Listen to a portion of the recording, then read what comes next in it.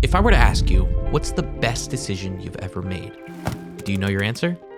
When I reflect on this question, two distinct moments come to mind: leaving the US to live in Europe and deciding not to go to college. Both decisions have influenced who I am, but it's the latter that holds the most significance in shaping the person I've become today. If you're a student considering your options, then maybe this will help shed some light into how I reached my decision. But even if you're older, like I am now, this goes way beyond just not going to college. I know a lot of you are interested in having careers in editing and animation. And if that's you, I think it's really important that you understand the difference between hard skills and soft skills. Hard skills are basically the technical know-how and how you get a job done, right? So how well you understand your software, how well you understand how to edit, and so on. And just a side note, for those of you asking for more tutorials, I've been posting them on my Patreon recently, but I'll save that for later. Soft skills are sort of the glue that holds it all together. So how you communicate, your ability to adapt, and in the context of this video, the power of your decision-making, specifically the decision to say no. Most of my videos end up being these huge productions that take many months to produce, and so in turn, I end up sharing less and uploading less. And so in an effort to expand the cinematic universe of this channel, I want to share a little story with you. For this to all make sense, we need to go all the way back to 2017. I was a junior in high school, around the age that you start to think about going to college. And by that point, I was already working in the industry. I actually started learning After Effects and animation at 14, and so I had a bit of a head start. And so during high school, I actually took on some client gigs. Given that context, it seemed blatantly obvious to me at the time that I should go to an animation art school. And so after doing some research and making a short list, I found CalArts, which is the California Institute of the Arts, or Walt Disney's very own university. After speaking with my parents and telling them the idea and my excitement for this, I ended up planning a trip with my dad to go visit to one of the orientations at the school that year over spring break.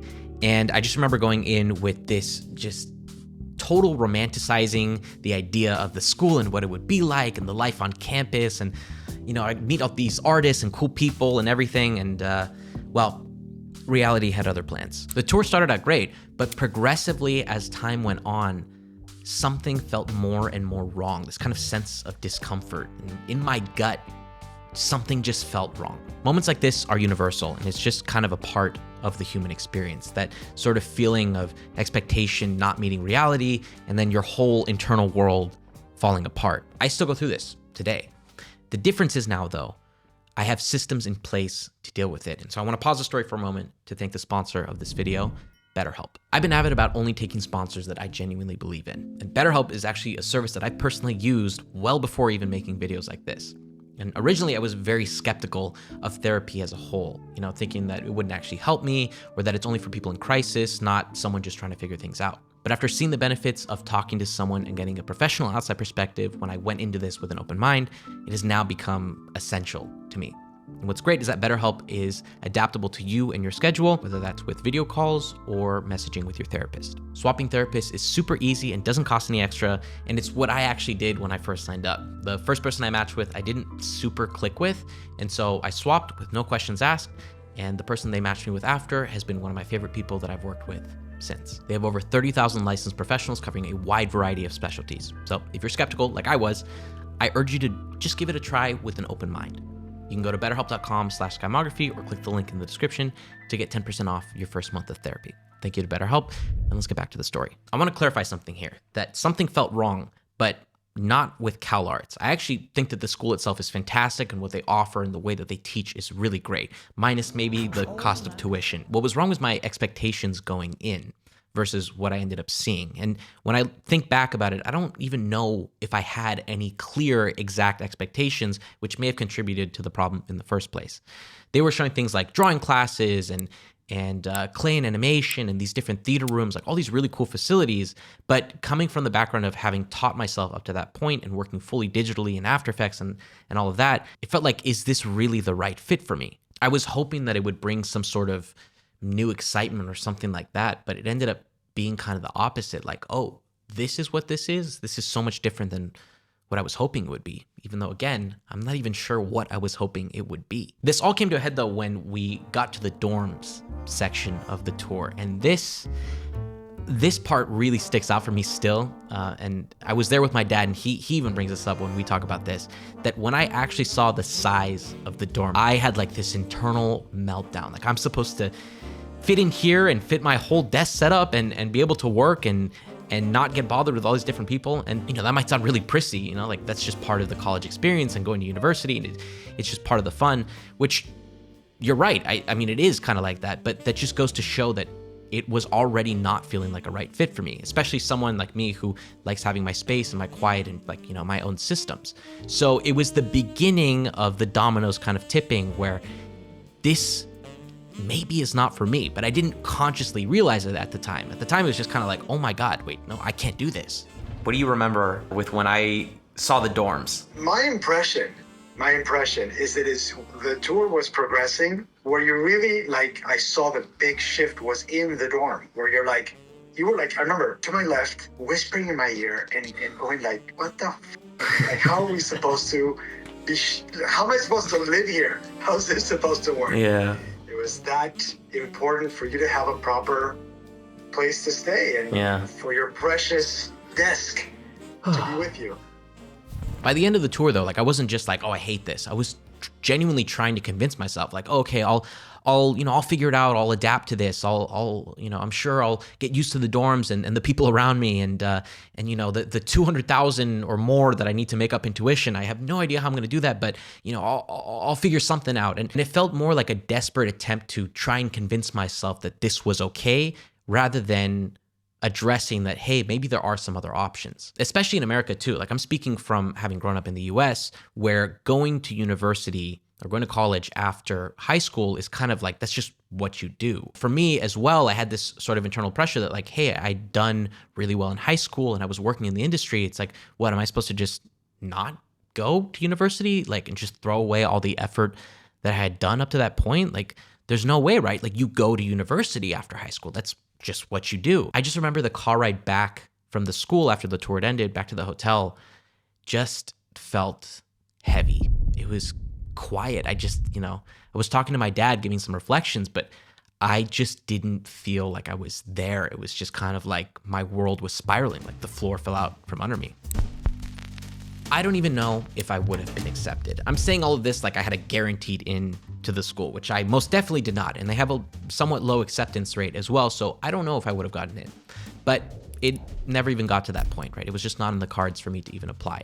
Because when I got home from California back to Oregon, I remember finding this article when I was sitting down with my mom. I was doing research to be okay, is CalArts right for me? Maybe there's a different school or something like that. I couldn't find the article for this video. I would have loved to have reread it and quoted it for this, but it kind of doesn't matter because the lasting impact, it really left a mark here. Basically, what the article from that admissions counselor was saying was answering a lot of the doubts and questions that people like me had, right? Is CalArts the right school for me? Is art school really right for me? What the questions were, I don't exactly remember, but it hit the nail on the head with what I was feeling, right? She had basically phrased it are you willing to do X, Y, and Z at the school? Are you willing to put in these hours and do these different projects and meet these different people and go to these different things? And it was just so well written, and it felt like it just spoke to my soul, to the point where after absorbing that article and just speaking with my mom and kind of having this floored moment that there is actually maybe another option, that I don't actually have to go to school. I don't have to do anything. It started a shift within me. And I think that was the catalyst. That article was the catalyst for a lot of the later decision making that I've made since then in my life. There was just this moment internally where I was able to hear a no, that it was no, I'm not going. That's not the right answer. In all honesty, it made me realize that a well-timed no is opening doors to new yeses. If I had gone to university, who knows what other stuff I wouldn't have done in that same 4 years. And specifically thinking about that time, during those 4 years, I actually ended up moving to Europe, which, as I mentioned in the beginning, ended up being the other best decision of my life. So who knows, if I was going to university, if I would have ever experienced the joys of having made that other decision. Okay, so what then? What did it mean to not go to college? Well, as I said, it kind of started this new line of thinking for me, that there's always another option. That's been just such a big one, that there's always another perspective, always another option that you can take. But specifically to me at the time, kind of figuring out starting my own career, it started to shift my perspective on the questions I'm asking.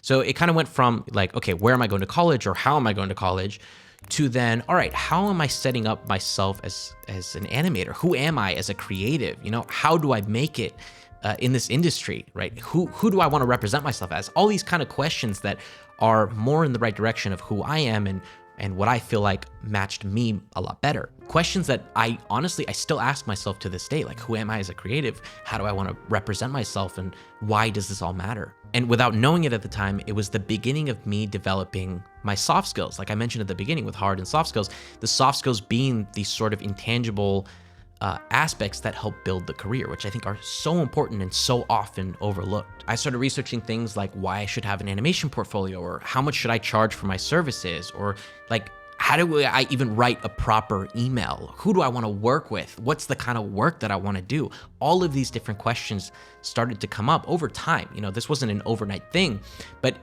the path was laid out where it's like, okay, I figured out my way out up to this point. At the age of like 17, 18, by the time I graduated, I had learned After Effects and I had learned to do some basic client freelance work. So it's like, why not just continue that and build a career out of it? What's important is that I had this mentality that there is no one size fits all for everyone, especially with going to college or university. And as I said, I still think about these questions to this day. So like even just last year, at the beginning of last year, deciding to take YouTube a little more seriously and put more effort into it. No one told me like, hey, the next thing you need to do is start uploading more on YouTube. It was more like asking myself, the direction I'm going right now, my career starts to feel like I've plateaued a little bit and it's not feeling as fulfilling as it once was. And so what is the next thing that I really wanted to try? And so I've tried more with uploading on YouTube and I've really enjoyed it. But again, there was no rule book that said like, hey, at this point in your career, you have to start making YouTube videos. No one is going to tell you that. My whole example here is about not going to college. But my thesis here is not to say college is bad and you shouldn't go. Hopefully by this point, you're kind of understanding that this was a unique experience to me and it may apply to you. But my point here, as I mentioned before, is that there's always another option. There's always something else. Even if you're thinking that there isn't, there is another perspective there that you can take, as tough as it may be to face. This is about the mentality behind that decision, and that mentality is the best soft skill that you could possibly develop. There's a sort of trust that you need to have within yourself. And in all honesty, if all you ever focus on are the technical skills, you could be missing the part that actually moves the needle.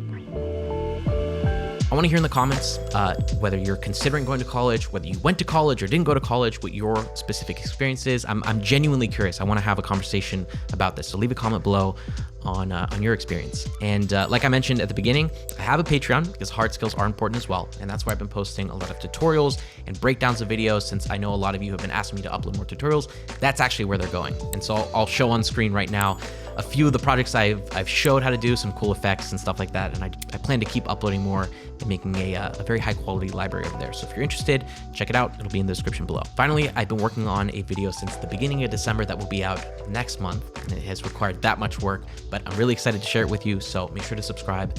And yeah, that'll be live soon enough. All right, see you soon.